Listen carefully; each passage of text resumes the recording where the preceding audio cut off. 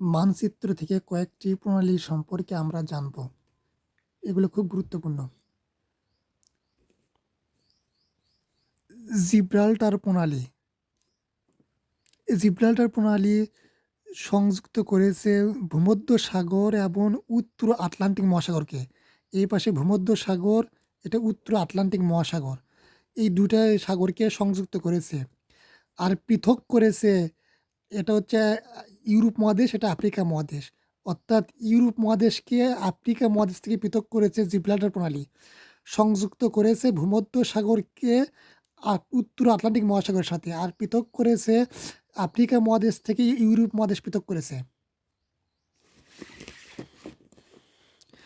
Hormuz প্রণালী। Hormuz প্রণালী সংযুক্ত করেছে পারস্য উপসাগরকে ওমান উপসাগরের সাথে। এপাশে এটা পারস্য উপসাগর, এটা ওমান উপসাগর, এই দুইটা সাগরকে সংযুক্ত করেছে আর পৃথক করেছে আরবকে ইরান থেকে। এগুলো হচ্ছে আরব কান্ট্রি, এটা সংযুক্ত আরব আমিরাত। আরব কান্ট্রিকে ইরান থেকে পৃথক করেছে। অর্থাৎ হরমুজ প্রণালী সংযুক্ত করেছে পারস্য উপসাগরকে ওমান উপসাগরের সাথে আর পৃথক করেছে ইরানকে আরব থেকে।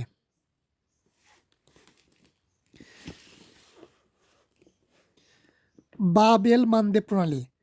বাবেল মানদেব প্রণালী সংযুক্ত করেছে লোহিত সাগরকে এডেন উপসাগরের সাথে আর পৃথক করেছে এশিয়া মহাদেশকে আফ্রিকা মহাদেশ থেকে পৃথক করেছে।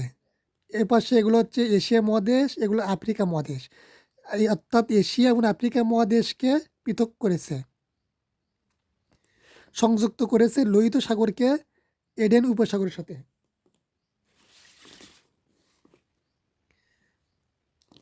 পক প্রণালী।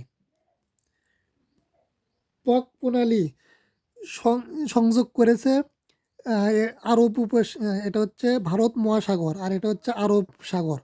অর্থাৎ ভারত মহাসাগরের সাথে আরব আরব সাগরকে সংযুক্ত করেছে আর পৃথক করেছে ভারত এবং শ্রীলঙ্কাকে। আর এটা হচ্ছে ভারত, এটা শ্রীলঙ্কা।